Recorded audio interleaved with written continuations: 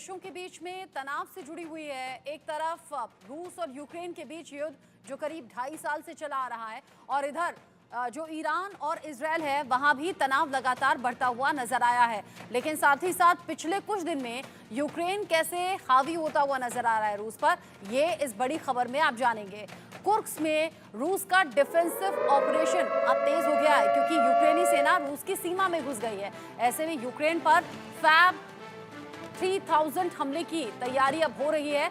आज रात रूस ये भीषण हमला कर सकता है, यानी यूक्रेनी सेना जो रूस के हिस्से में घुसी, रूस की सीमा में घुसी, अलग अलग गांव, अलग अलग कस्बों पर हमले किए, फिर वहां कब्जा किया, रूस के झंडे हटाए उतारे। उससे भड़क गया रूस और व्लादिमीर पुतिन को ये बात कतई बर्दाश्त नहीं हुई, जिसके बाद अब तैयारी की जा रही है इस पर जवाब देने की। और इस तैयारी के तौर पर देखा जा रहा है कि रूस ने की है बड़ी तैयारी और यूक्रेन पर फैब 3000 हमले की तैयारी अब रूस ने कर ली है। रूसी सैनिक अब तेजी से आगे बढ़ते हुए नजर आ रहे हैं।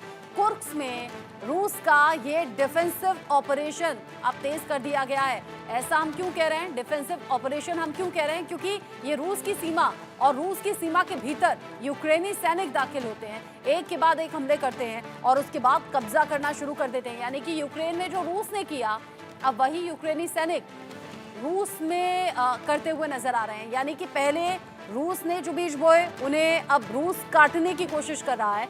यानी यूक्रेन जो बड़ी तबाही देख चुका है, अलग अलग हिस्सों में कब्जा रूस का देख चुका है, अब उसी राह पर यूक्रेनी सैनिक भी आगे बढ़ते हुए रूस में नजर आ रहे हैं। और कुर्स्क में रूस ने बड़ा डिफेंसिव ऑपरेशन तेज कर दिया है। इस पूरी खबर को लेकर क्या कुछ हालात हैं और क्या अभी नजर आ रहे हैं, और अगर यूक्रेनी सैनिक रूस की सीमा में घुसे हुए हैं तो इसका मतलब, इसके मायने है क्या, ये जानेंगे। हमारे खास मेहमान हमारे साथ में जुड़े हुए हैं। कर्नल रिटायर्ड टीपी त्यागी मेरे साथ में जुड़ गए हैं डिफेंस एक्सपर्ट के तौर पर। साथ ही साथ कर्नल रिटायर्ड संजीत सिरोही भी मेरे साथ में जुड़े हुए हैं, विदेश मामलों के जानकार। कर्नल त्यागी, पहला सवाल मैं आपसे कर रही हूं, जो हालात रूस और यूक्रेन के बीच में बने, शुरुआत में लग रहा था कुछ दिन की बात है, फिर लगने लगा बस कुछ महीने की बात है, अब तो करीब 2.5 साल हो गए और अभी भी ये जो जंग है ये जारी है। लेकिन पिछले कुछ दिन में जो यूक्रेनी सेना ने अपना गियर चेंज किया है, या फिर ये कहिए रूस की सीमा में दाखिल होकर जो हमले किए हैं, जो कब्जे किए हैं, जाहिर सी बात है पुतिन को यहाँ भड़कना भी था और भड़कने के बाद अब बड़े डिफेंसिव ऑपरेशन की तैयारी है भी। लेकिन यूक्रेनी सेना ने ये गियर क्यों चेंज किया होगा? रूस की सेना ये जो डिफेंसिव ऑपरेशन तेज कर रही है, डिफेंसिव होना या अटैकिंग होना, इन दोनों चीजों में अंतर क्या है और अभी कौन आगे कौन पीछे है? देखिए, सबसे पहले तो ये बताऊं कि ये जो एक हफ्ते में खत्म होने वाली ऑपरेशन थी, वो करीब करीब 3 साल तक इसलिए खिंच रही है कि एक देश के अगेंस्ट में 32 देश लड़ रहे हैं। ये कहना तो गलत है कि ये रशिया और यूक्रेन का युद्ध है, इसमें पूरे नाटो है। अब तो ये भी सबूत है कि उनके ट्रेनर्स तो पहले थे, अब उनके बूट ऑन द ग्राउंड जो रशिया की जमीन के ऊपर मारे गए हैं। दूसरी बात, जो यूक्रेन ने रशिया के अंदर घुसपैठ की है, अब एक बात ये समझ लें कि किसी भी ऑपरेशन में छोटा से छोटा दुश्मन भी हो, उसको प्रारंभिक सफलता मिलती ही है यदि वो कोई काम सरप्राइज के साथ करे। हाँ। ये यूक्रेन ने किया, सरप्राइज के साथ उसने इन्वेड किया रशिया के अंदर, तो उसे प्रारंभिक सफलता मिल गई। लेकिन इसको फाइनल जीत नहीं कहा जा सकता। कारण कई है। पहला तो यही कि उसी रशिया ने अपना डिफेंस स्ट्रॉन्ग कर दिया एक नीति के अंतर्गत। नीति क्या थी? नीति ये थी कि जो डोनेस्क और लुहांस्क में रशिया ने एरिया ऑलरेडी जीत रखे हैं, वो उनको नहीं छोड़ना चाहता, और यूक्रेन का ये इरादा था कि हम उन्हें यहाँ फंसा के उन एरिया को ले ले, लिहाजा इसलिए वो थोड़ा सा बढ़त बना पाए। आगे नहीं बढ़ा पाएंगे, कारण ये कि इतिहास अपने आप को दोहराता है। दूसरे महायुद्ध में भी हिटलर ने यही गलती की थी, और जब वो अंदर घुसते चले गए तो उनकी सप्लाई लाइन काट दी गई थी।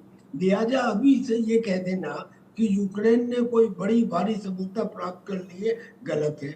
अब जहां तक रूस की बात है कि डिफेंस और ऑफेंस दोनों, ऑफेंस कर रहा है वो डोनेस्क में और लुहांस्क में, और डिफेंड कर रहा है यहाँ खास तौर पे किस चीज को, कुर्स्क को नहीं कर रहा वो डिफेंड। वो डिफेंड कर रहा है अपनी एक तो गैस सेंटर जो सुजात में है, और दूसरा उसका जो पावर प्लांट है, जो पावर प्लांट है, क्योंकि अगर उस पावर प्लांट में यूक्रेन ने अंडर एनी सर्कमस्टांसेस ब्लास्ट कर दिया तो समुद्र से जमीन की तरफ को हवा का बहाव रहता है, यानी उस डर्टी रेडिएशन का इफेक्ट सबसे ज्यादा रशिया पे होगा।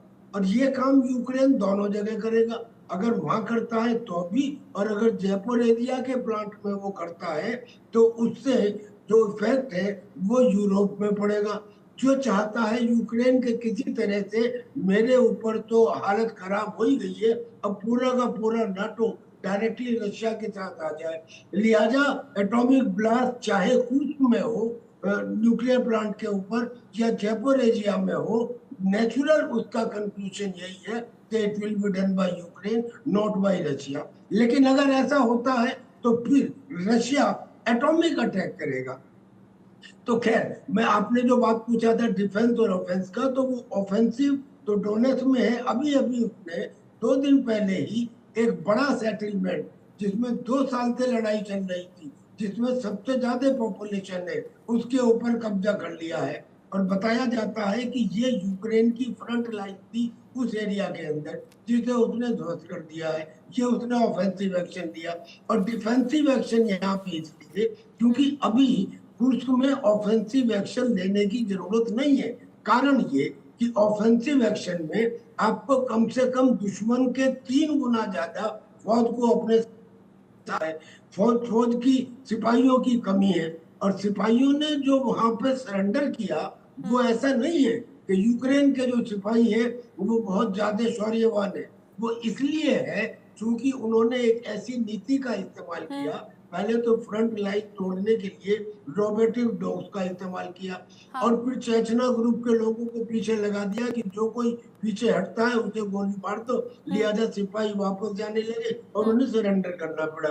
तो इसलिए मैं नहीं समझता कि ये यूक्रेन की विजय कही जा सकती आप है। कह रहे हैं कि स्ट्रेटेजी में चेंजेस जरूर आए हैं, लेकिन आप ये भी नहीं मानते कि रूस यूक्रेन के बीच युद्ध है, क्योंकि जाहिर सी बात है नेटो देशों का हाथ इसमें लगातार यूक्रेन के साथ में मिला हुआ है, जिसकी वजह से युद्ध में टिका भी हुआ है यूक्रेन अभी तक, वरना कब का निस्तनाबूद भी हो चुका है और बर्बाद भी हो चुका है, तबाही के निशान भी हैं, और युद्ध में घुटने टेकने के अलावा विकल्प फिर कुछ बचता नहीं जेलेंस्की के पास। लेकिन साथ ही साथ एक बड़ा अपडेट भी है, ब्रिटिश कर्नल की पुतिन को बड़ी चेतावनी यहाँ पर सामने आई है। पुतिन को जहर देकर मारा जा सकता है, ये ब्रिटिश कर्नल ने चेतावनी दी है। साथ ही वो कह रहे हैं पुतिन के दुश्मन कुर्स्क हमले के बाद से और ज्यादा सक्रिय हो गए हैं, पुतिन को नाकाम नेता करार दिया जा सकता है।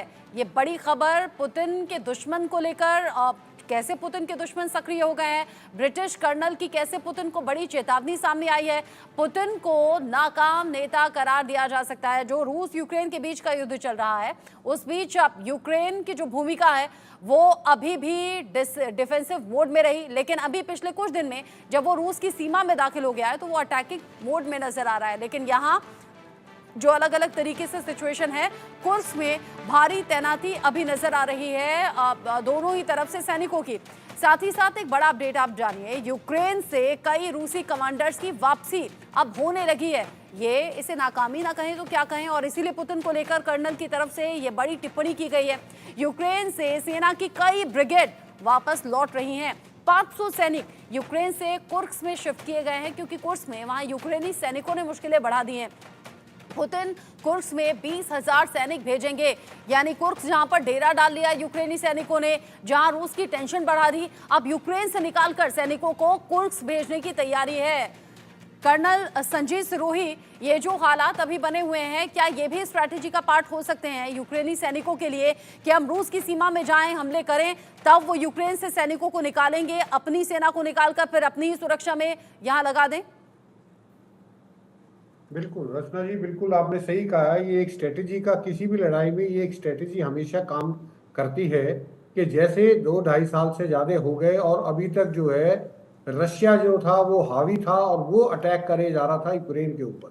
अभी इसको काउंटर ऑफेंसिव करने के लिए यूक्रेन ने कर्स्क में घुस के जो है काफी अंदर जाके और एक इम्बैलेंस सा बना दिया रशिया के लिए कि अब क्या किया जाए। अब रशिया के लिए दो समस्या है। सबसे पहले तो उनको वो जो यूक्रेनियन सैनिक वहां पहुंचे उनको उस एरिया को स्टेबलाइज करना, और जैसे कर्नल त्यागी साहब ने बताया है वहां पे जो है बड़े स्ट्रेटेजिक एसेट्स हैं जिनको सिक्योर करना या जिनको डिफेंड करना बहुत जरूरी है। तो पहले तो रशिया ने ये किया है कि वो जो अपने एसेट्स हैं उनको सिक्योर किया, उनको डिफेंड किया है, और उसके बाद अब जो है काउंटर ऑफेंसिव करने के लिए रशिया को सेना की जरूरत पड़ेगी। तो वो जो है यूक्रेन की जहां पे अभी हाई प्रायोरिटी नहीं है वहां से, और इसमें कोई ये नहीं है कि रशिया हार रहा है इसलिए वो सैनिकों को वापस ला रहा है। ये जो है लड़ाई में ये सब चीजें चलती रहती है, कहीं से सैनिक निकाले जाते हैं, कहीं पे रीइंफोर्स किए जाते हैं। तो रशिया जो है ये कहना इस स्टेज पे कि रशिया युद्ध हार रहा है और जो है पुतिन के जो है खिलाफ लोग खड़े हैं, ये एक नॉर्मल लड़ाई में ये होता है। और जो लड़ाई 2.5 साल से चल रही है ये उसमें नॉर्मल बात है, कोई इसमें इतनी अचंभे की बात नहीं है कि वहां से सैनिक 500 सैनिक निकले। 500 सैनिक क्या होते हैं, एक बटालियन भी नहीं होती है। तो ये कोई इतनी बड़ी चीज नहीं है, ना ये हमको इसकी इतनी वो देनी चाहिए। पर हाँ ये जरूर है कि यूक्रेन ने रशिया में घुस के कर्स्क एरिया में उनके जो स्ट्रेटेजिक एसेट्स है उनको थ्रेटन किया है, जिसकी वजह से रशिया एक टाइम के लिए इम्बैलेंस हो गया। और उस इम्बैलेंस को अब बैलेंस करने के लिए रशिया ने पहले अपनी सिचुएशन को स्टेबलाइज किया है, और उसके बाद स्टेबलाइज करने के बाद अब रशिया जो है काउंटर ऑफेंसिव वहीं पे लॉन्च करेगा। उसके अलावा बाकी यूक्रेन में भी रशिया ने बड़ी तरक्की की है। उनके स्ट्रेटेजिक टाउन है, उनका ट्रांसपोर्ट जो हब है वहां पे जो अटैक चल रहा है। तो ये जो है दोनों तरफ से लड़ाई चल रही है। लेकिन इसमें मैं आपको बता दूं 2.5 साल से बर्बादी यूक्रेन की हो रही है और आगे भी बर्बादी यूक्रेन की होगी। लेकिन नेटो और ये देश जो फोटोग्राफ सपोर्ट कर रहे हैं हैं, उसकी वजह से भी ये युद्ध अभी तक टिका हुआ है, जैसा अभी कर्नल त्यागी की तरफ से भी कहा गया। एक और अपडेट है, जेलेंस्की ने ब्रिटेन पर कुछ सवाल उठाए हैं। लॉन्ग रेंज मिसाइल पर बोले हैं जेलेंस्की कह रहे हैं कि मदद में शर्तें नहीं होनी चाहिए। ब्रिटेन ने स्टॉर्म शैडो मिसाइल पर कहा था रूस के अंदर मिसाइल इस्तेमाल ना करे। यूके की तरफ से कहा गया था रूस के अंदर इन मिसाइलों का इस्तेमाल ना किया जाए।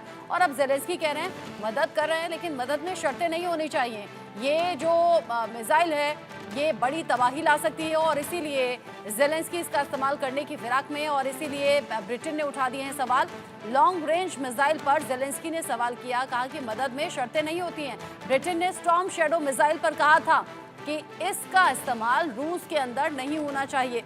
कर्नल सिरोही, अभी अलग अलग देशों की मदद से यूक्रेन इस युद्ध में टिका हुआ है, डटा हुआ है, लेकिन साथ ही साथ अगर ब्रिटेन जैसा देश ये कह रहा है कि रूस के अंदर आप इसका इस्तेमाल नहीं करना, तो इसके इंडिकेशंस क्या हैं?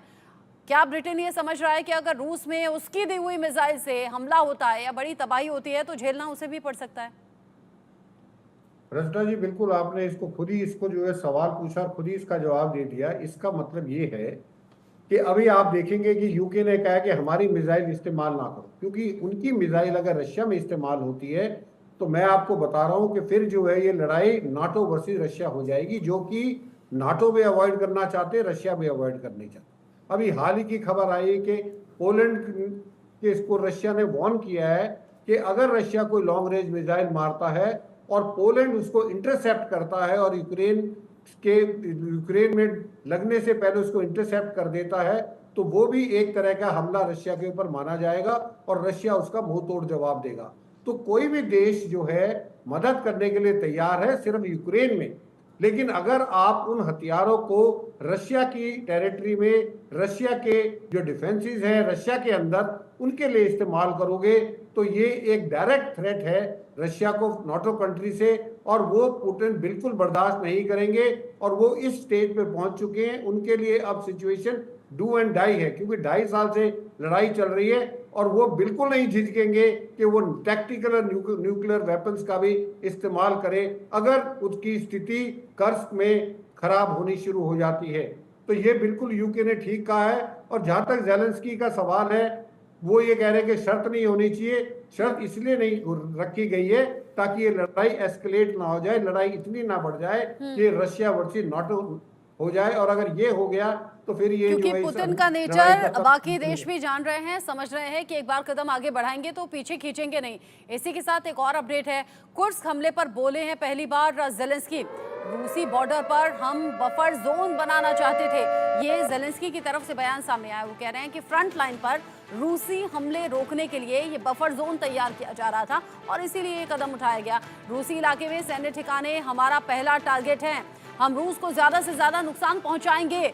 यानी ये हमले तो हुए, लेकिन हमले होने के साथ साथ ये भी ज़ेलेंस्की की तरफ से बता दिया गया कि कैसे सीमा पर बफर जोन बनाना चाहते हैं और हम रूस को ज्यादा से ज्यादा नुकसान पहुंचाएंगे। यानी अब इसमें कोई भी इफ एंड बट बचा नहीं है।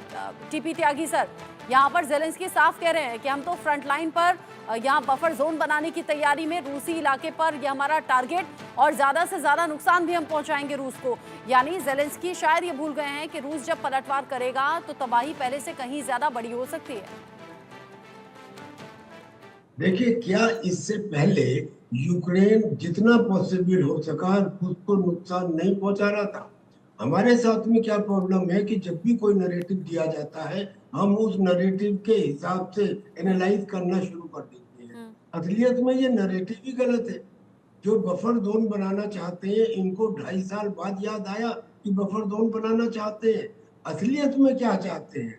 असलियत में ये है कि डूबने वाले को हमने जब दिया साहिल से हाथ, वो हमें भी डूबने का मशवरा देने लगे। ये चाहता है यूक्रेन पहले दिन से कि किसी तरह से इस युद्ध में नाटो भी डायरेक्टली रूस के साथ अगेंस्ट शामिल हो जाए, ताकि ये युद्ध केवल मेरा और रशिया का ना रहे, नाटो का भी हो।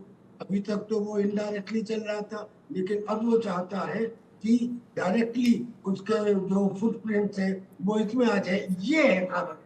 और इसके बाद में बैटल ग्राउंड के अंदर इंफॉर्मेशन वॉरफेयर में ये चीजें चलती हैं।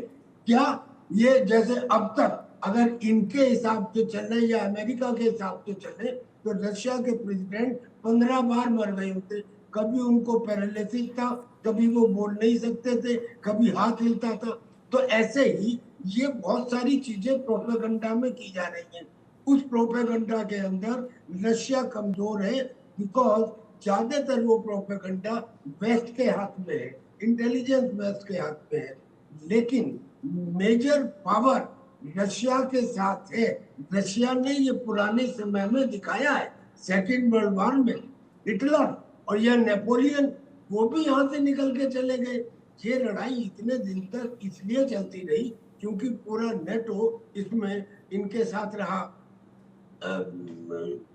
यूक्रेन के प्रेसिडेंट के साथ में। और मैं अब ये कहता हूँ कि जब से इन्होंने के अंदर इन्वेड किया है, क्या तब से यूक्रेन के करीब 20 शहरों का एक शमशान घाट जैसा हाल नहीं हो गया है। लिहाजा हो क्या रहा है? सबसे बड़ा दुश्मन यूक्रेन का रशिया नहीं, अमेरिका है या ये नेटो देश है जो उन्हें हथियार देते हैं और बाद में बदले के उसके अंदर उसका एरिया जो है वो तबाह हो जाता है। अभी तो ये कुर्स्क में है, कुर्स्क के अंदर तो इनका थोड़ा बहुत जो ऑक्यूपेशन है वो टेम्परेरी है, लेकिन रशिया ने तो करीब 25% इलाका जीत लिया यूक्रेन का। यूक्रेन को क्या मिला? थोड़ा बहुत नुकसान रशिया को, उस नुकसान रशिया को तो हुआ, यूक्रेन को क्या मिला? समझ में ये नहीं आता कि यूक्रेन के जो लोग हैं वो खड़े होके क्यों नहीं सामने आते इसके सामने, ज़ेलेंस्की के सामने, कि तुम कैसे स्टेट्समैन हो। तुमने एक जरा सी जिद, यानी कि मुझे नेटो में शामिल कर लो, उसके लिए पूरे देश को बर्बाद करवा दिया। आप इसको लॉजिकली सोच के देखिए, ये टोटल इलॉजिकल लड़ाई चल रही है। और रशिया ने बहुत ही धैर्य से काम लिया है। अब तक उसने यूक्रेन के साथ फुल स्केल वार नहीं किया, उसने इसे स्पेशल मिलिट्री ऑपरेशन बताया।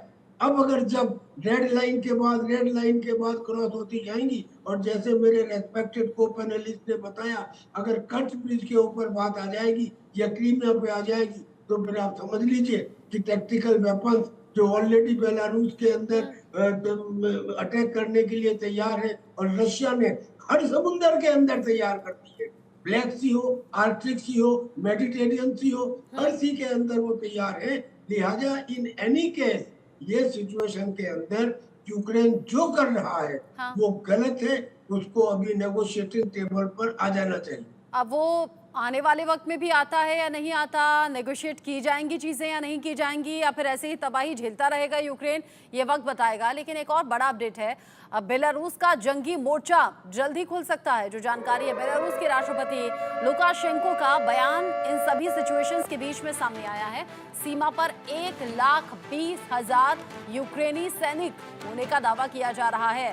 बेलारूस के राष्ट्रपति लुकाशेंको ने ये बयान दिया है। सीमा पर 1,20,000 यूक्रेनी सैनिक, जल्द ही बेलारूस का जो जंगी मोर्चा है वो खुल सकता है।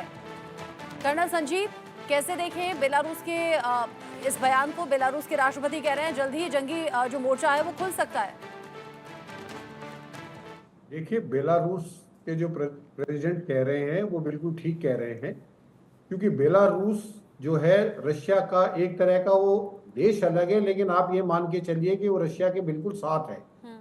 तो वो जो है, जो भी चीज अगर रशिया के ऊपर हमला होता है या रशिया के ऊपर कोई भी हालात खराब होते हैं तो उसका असर बेलारूस पे जरूर पड़ेगा। हाँ। और जैसे मेरे को पैनलिस्ट त्यागी साहब ने बताया है कि अगर वो स्थिति आ जाती है, दूसरा फ्रंट खुल जाता है, तो मैं आपको बता रहा हूँ कि यूक्रेन जो 2.5 साल से लड़ाई लड़ रहा था वो लड़ाई जल्दी खत्म हो जाएगी, क्योंकि यूक्रेन सिर्फ जो लड़ रहा है वो नाटो और वेस्ट अमेरिका के उस पर लड़ रहा है। अदरवाइज यूक्रेन अगर ये वेस्टर्न कंट्रीज इसको सप्लाई देना बंद कर दें, इसको डॉलर बंद कर दें, तो 1 हफ्ते के अंदर जेलेंस्की जो है घुटने टेक देगा। और मैं त्यागी साहब से बिल्कुल सहमत हूँ कि मुझे समझ में नहीं आ रहा है कि एक आदमी इतनी जिद पे अड़ा हुआ है कि उसने पूरे देश को तबाह कर दिया है और वो आगे भी तबाही का मंजर बढ़ाया जा रहा है।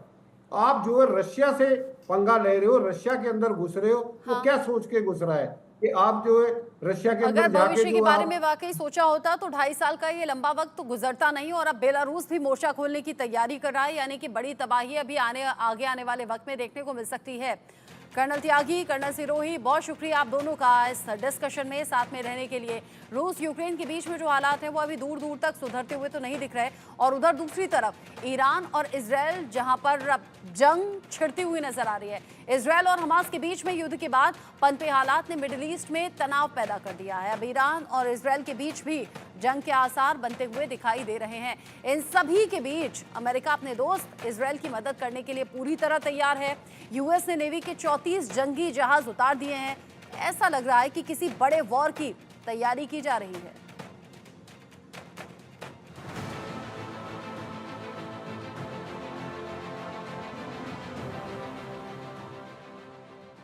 डेडलाइन खत्म हो चुके हैं। अगर मगर का वक्त जा चुका है। इजराइल पर ईरान का हमला शुरू होने वाला है। इजराइल पर सिर्फ ईरान ही हमला नहीं करेगा, बल्कि ईरान के प्रॉक्सीज भी बौखलाए हुए हैं, बस ईरान के एक इशारे का इंतजार कर रहे हैं। हिजबुल्लाह आग बबूला है, हूती हंगामा मचाने को तैयार है। हमास पिछले साल 7 अक्टूबर जैसा हमला करके इजराइल को सबक सिखाने के लिए बेचैन है। इजराइल ईरान की जंग का अंदेशा यूं ही नहीं जाहिर किया जा रहा है, बल्कि मिडिल ईस्ट में लगातार बदतर होते हालात जंग की मुनादी कर रहे हैं।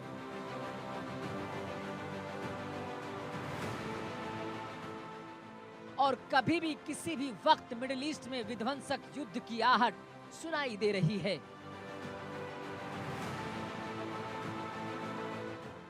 वहीं इजराइल के साथ ब्रिटेन, फ्रांस और अमेरिका बिल्कुल दीवार के मानिंद खड़े हुए हैं।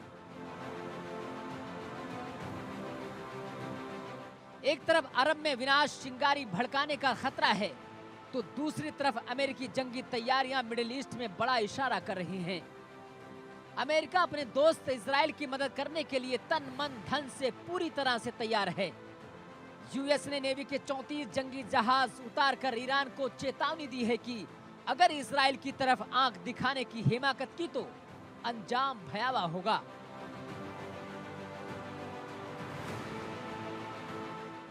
अब ऐसा लग रहा है कि किसी बड़े वॉर की तैयारी की जा रही हो।